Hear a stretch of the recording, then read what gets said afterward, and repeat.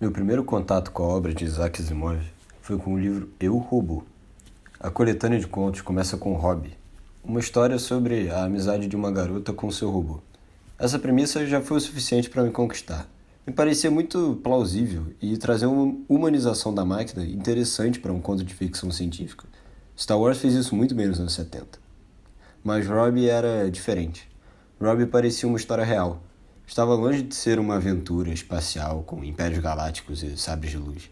Na verdade, Rob se passava no longínquo ano de 1997. E me impressiona como não soava tão longínquo assim. O personagem Stutters possui uma fala precisa sobre a mecanização das indústrias. Um ciclo vicioso de certa forma. Robôs criando mais robôs. É claro que não estamos tornando isso uma prática generalizada. Em primeiro lugar, os sindicatos nunca permitiriam. Mas podemos fabricar uns poucos robôs usando exclusivamente mão de obra robotizada, apenas como um tipo de experimento científico.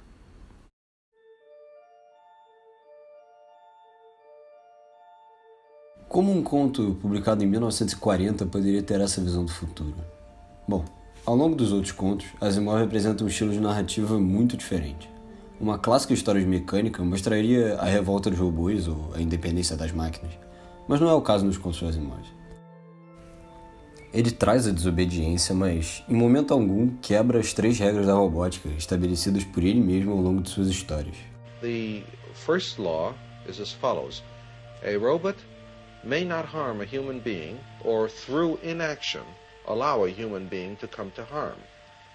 Number 2, a robot must obey orders given it by qualified personnel unless those orders violate rule number 1. In other words, a robot can't be ordered to kill a human being. Rule number 3, a robot must protect its own existence. After all, it's an expensive piece of equipment. Unless that violates rules 1 or 2. A robot must cheerfully go into self-destruction if it is in order to follow an order or to save a human life. Em contato com essas narrativas, eu entendi que literatura de ficção científica poderia realmente ser interessante e discutir pontos relevantes. Com isso, eu mergulhei no gênero, descobrindo outros autores que utilizam outros tipos de narrativa, como o Duna de Frank Herbert, uma história extremamente política trazendo discussão da guerra de poder em relação ao petróleo, e O Homem do Castelo Alto de Philip K. Dick, que coloca o leitor em dúvida sobre a sua própria realidade. Histórias incríveis, mas que não são tão visionárias quanto as de Asimov. Sua visão de futuro sempre me encantou. Durante a pandemia do coronavírus, uma entrevista sua passou a circular pela internet com algumas ideias sobre o futuro da educação e da internet.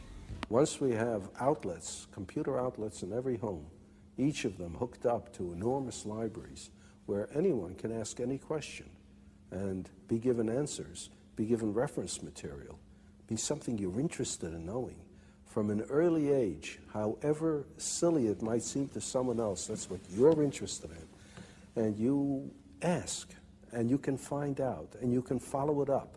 And you can do it in your own home, at your own speed, in your own direction, in your own time. Then everyone will enjoy learning.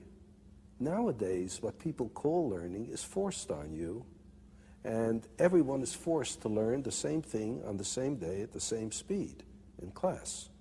And everyone is different. For some it goes too fast, for some too slow, for some in the wrong direction. But give them a chance, in addition to school, I don't say we abolish school, but in addition to school, to follow up their own bent from the start. Well, I love the vision, but what about the argument that machines, computers, dehumanize learning? Well, as a matter of fact, it's just the reverse. It seems to me that it's through this machine that for the first time we'll be able to have a one-to-one relationship between information source and information consumer. Na trilogia de livros Fundação, Asimov apresenta o conceito da psicohistória, o poder de prever o futuro a partir de padrões cíclicos das massas. Eu prefiro acreditar que a repetição desse tema não seja uma coincidência, mas sim uma proposta para os leitores.